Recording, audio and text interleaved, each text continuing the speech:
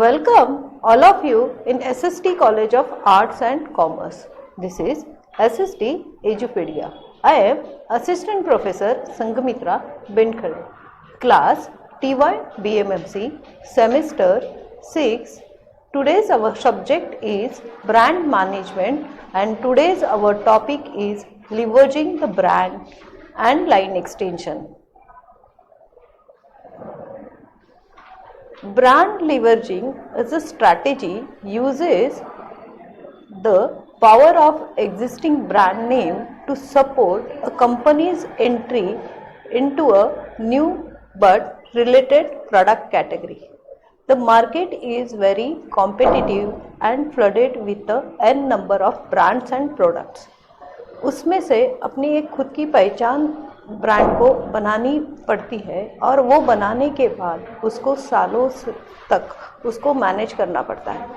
लेकिन same time company को भी नए प्रोडक्ट्स लॉन्च करने के टाइम उनको ये भी ख्याल रखना पड़ता है कि अपना नया प्रोडक्ट भी वो अपनी जो ब्रांड की क्वालिटी, ब्रांड का जो नाम है उसको अफेक्ट नहीं करे, ताकि उसका जो पहला वाला जो ब्रांड है उसका ही नाम वो और भी उसमें ऐड होते जाएगा. तो उसमें ये जो एडिशन होते हैं, प्रोडक्ट की एडिशनल होते हैं उसका जो एग्जिस्टिंग ब्रांड के नाम के साथ, उसको हम लोग लीवरेजिंग ऐसे बोल सकते हैं. For example, Godrej manufactured a Godrej locks and use the brand name strength to launch the first Indian safe lockers. While जो गोदरेज के लॉक्स है वो काफ़ी फेमस है, तो ये सेफ्टी के लिए वो लॉक्स फेमस है. तो फिर गोदरेज ने उनका एक एडवांटेज लिया और दूसरा एक प्रोडक्ट मार्केट में लॉन्च किया, दैट इज अ लॉकर्स. तो Godrej and the safety is दोनों चीज़ ये क्या है, हैंड इन हैंड जा रहे हैं. That's why they are getting both the customers. That is, the customers like the safety, they are using the Godrej locks, and the customer from earlier they are using the Godrej brand. They are also going for this Godrej lock and keys and the lockers also. While the locks and the safe are in different product categories, there is a strong enough correlation between the two items, that is, the brand name has a powerful impact on the consumers for both the categories. The brand leveraging communicates the valuable product information to the customer about the new product. The consumer enter retail outlets equipped with a pre-executive knowledge of a brand level of a quality and consistency relate to this knowledge to the new product carrying the familiar brand. Customer जब भी shopping करने के लिए market में जाता है, तभी उसके मन में एक ब्रांड के बारे में थोड़ा सा एक नॉलेज ऑलरेडी एस्टेब्लिश रहता है, और तो वही वो फिर उससे वो फैमिलियर रहता है और उससे वो ब्रांड से काफ़ी ट्रस्ट महसूस करता है. तो फिर वही ब्रांड्स को वो क्या करेगा, चूज़ करेगा. तो that's why this is a advantage to company also to leverage the product. Means वही ब्रांड में अपना एक नए प्रोडक्ट को एक अच्छी तरह से नया प्रोडक्ट लॉन्च करना. So that is a advantage for customers also and for the company also. For example, Sony. The Sony is very famous for electronic items, that is portable transistor radios, Walkman, floppy disk, compact disc. Thus, the Sony position well to introduce product that capitalize on these same basis strength. लेकिन जैसे technology change हुई और जैसे समय change हुआ, तो उन्होंने बदलती टेक्नोलॉजी के साथ उन्होंने memory sticks, Sony cyber shot cameras, Sony laptops, Sony Bravia television, that is a smart TVs, they launch. लेकिन उन्होंने क्या किया, सेम नाम के साथ उन्होंने न्यू जो चेंजेस है, जैसे इलेक्ट्रॉनिक्स में जो चेंजेस आए, तो उन्होंने सेम सेम सोनी नाम के नाम से लेके नए प्रोडक्ट्स उन्होंने टेक्नोलॉजिकल साउंड और इनोवेटिव टेक्नोलॉजी के साथ उन्होंने नए इलेक्ट्रॉनिक प्रोडक्ट लॉन्च किए। तो सोनी का एक इलेक्ट्रॉनिक गुड्स में एक अच्छा नाम है, तो लोग भी कैसे हुए, नए प्रोडक्ट्स खरीदने के वक्त सोनी को ही उन्होंने क्या किया, प्रेफरेंस दिया। A brand leveraging is an important form of a new product introduction because it provides consumers with the sense of familiarity by carrying a positive brand characteristics and attitudes into a new product category. हाँ, पहले ही customer क्या रहता है, एक brand के साथ बहुत familiar रहता है और बहुत वो ट्रस्ट महसूस करता है कि इनके प्रोडक्ट्स मुझे अच्छे ही लगेंगे। तो ये कंपनी को भी क्या रहता है, एक बहुत बड़ा एडवांटेज रहता है कि उनको एक वापस उनको कन्विंस करना नहीं पड़ता है। तो ये भी एक बहुत बड़ा एडवांटेज रहता है कंपनी को। The strong brand leveraging provides consumers with the sense of familiarity. वो ब्रांड के साथ बहुत फैमिलियर फील करता है। It carries a positive brand characteristics and attitudes into a new product category. उनको नए प्रोडक्ट को भी वो इनोवेटिव वे से जो प्रोडक्ट मार्केट में लाए हैं उनको भी वो कैसे करता है, फील एक्सपीरियंस करता है और उनको भी पसंद करता है। As a product belongs to the different categories, they do not compare the market share. हाँ, ये प्रोडक्ट सेम ब्रांड के प्रोडक्ट्स रहते हैं और वो उनको कस्टमर्स क्या करते हैं, पसंद करते हैं और दूसरे प्रोडक्ट के साथ ज़्यादा कुछ कंपेयर नहीं करते, क्योंकि उनके मन में ऑलरेडी रहता है कि ये ब्रांड अच्छा है और उसका नया जो प्रोडक्ट लाया है वो भी बहुत बेहतरीन ही रहेगा। तो उसकी कोई कंपैरिजन, वो ज़्यादा कुछ कंपैरिजन मार्केट में नहीं करता है। एग्जाम्पल हम लोग देख सकते हैं कि अमूल के बहुत सारे ये फ्लेवर मिल्क्स है और फ्लेवर आइसक्रीम्स है और फ्लेवर चॉकलेट्स है। तो उनके तो अमूल जो पसंद करते हैं तो उनको ये डिफरेंट उनके प्रोडक्ट्स भी क्या होते हैं, अच्छे लगते हैं। किसी को चॉकलेट फ्लेवर पसंद आता है, तो किसी को वैनिला फ्लेवर पसंद आता है, किसी को मीन्स ऐसे डिफरेंट कैटेगरीज है प्रोडक्ट की। तो वो जैसे चॉइसेस चेंज होते हैं वैसे भी उनकी जो यूज़ चेंज होता है, नीड चेंज होती है, वैसे प्रोडक्ट में बदलाव आता है और वो कस्टमर भी उसे क्या करता है, पसंद करता है।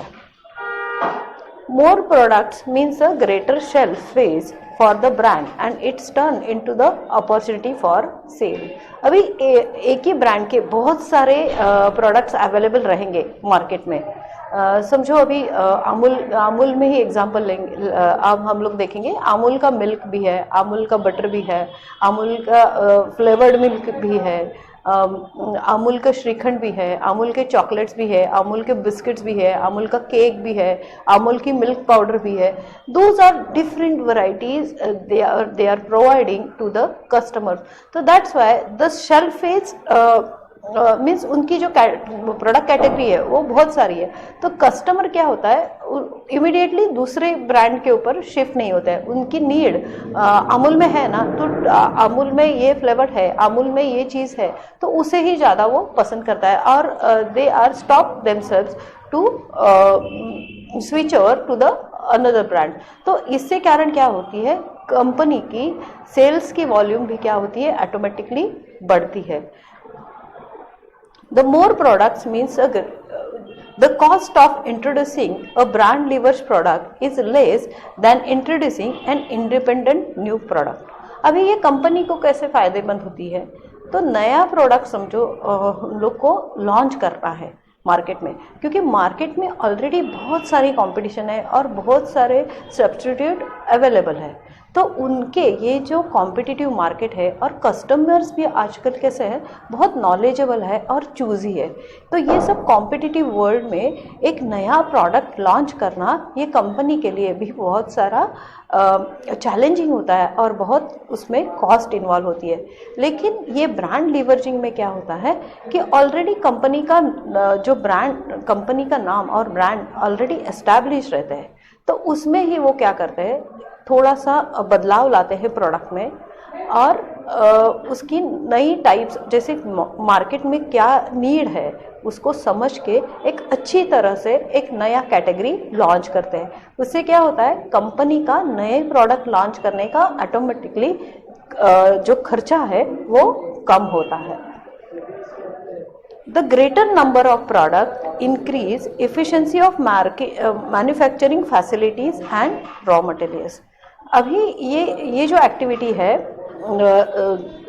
प्रोडक्ट वेरिएशंस की, तो उसमें क्या होता है, मैन्युफैक्चरिंग और यूसेज ऑफ रॉ मटेरियल, ये भी क्या होता है, कन्वीनियंट होता है, और कंपनी को थोड़ा ज़्यादा उसमें क्या होता है, बेनिफिट होता है कॉस्टिंग में।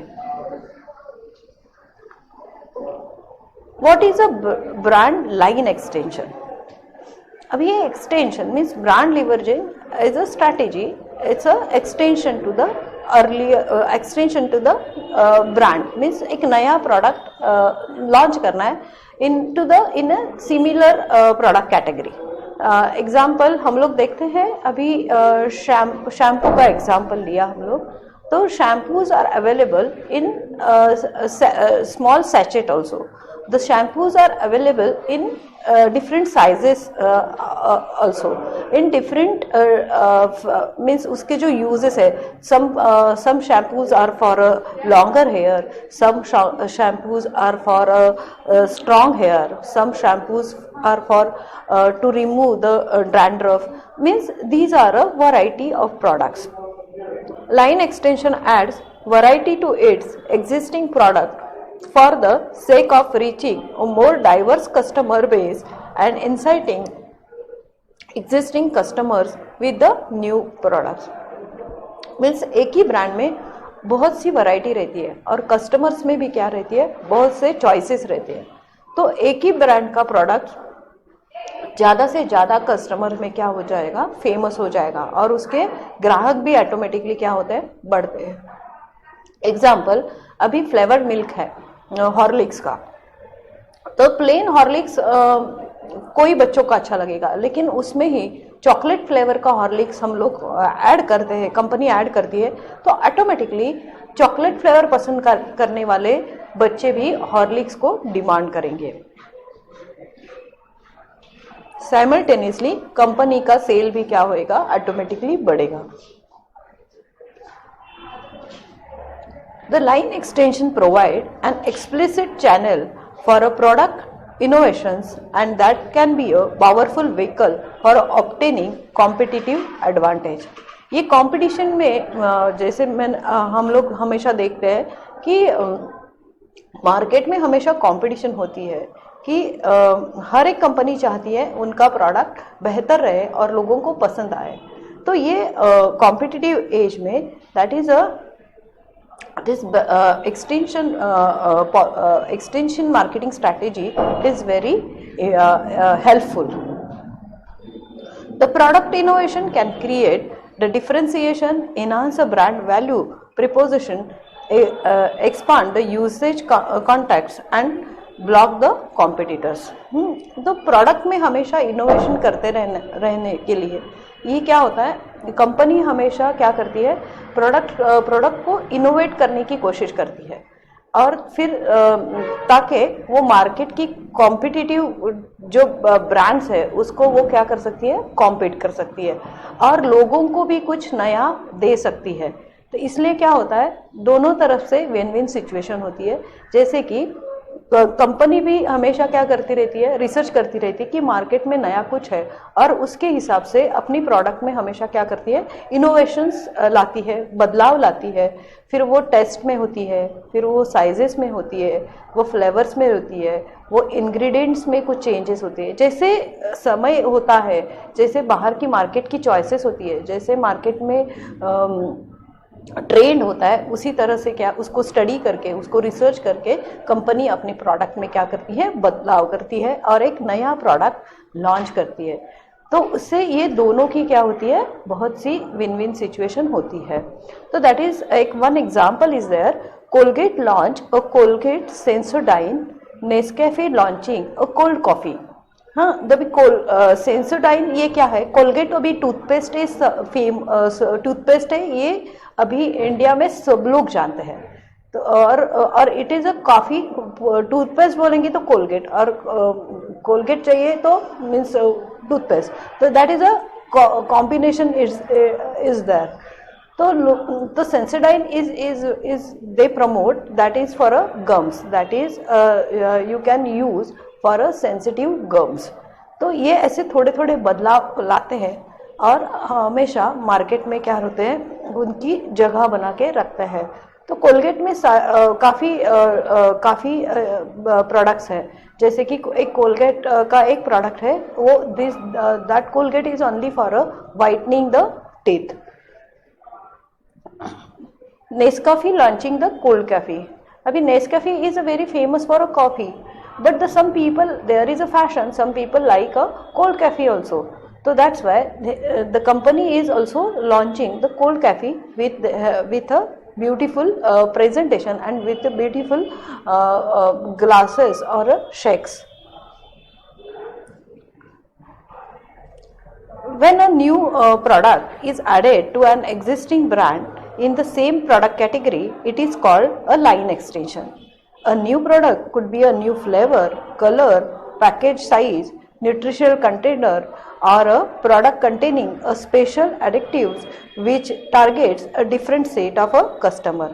Line extension is used some marketing expert and ignored by a other.